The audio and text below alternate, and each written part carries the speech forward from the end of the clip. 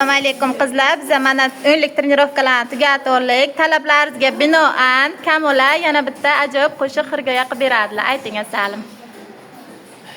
Bulbullar susar bağın, yar gelir gider bağın, bellerin yan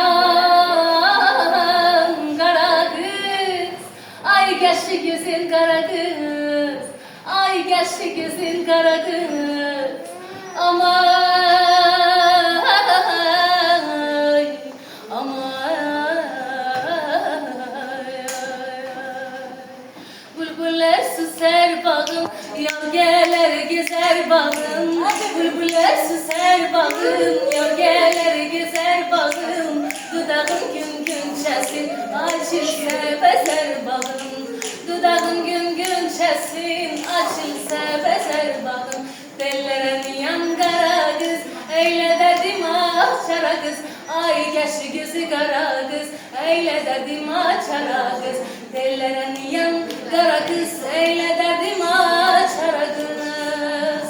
Ay geçti gözün, ay geçti gözün kara kız. Eyle derdim ay kara kız. Молодец. Rahmat Salim.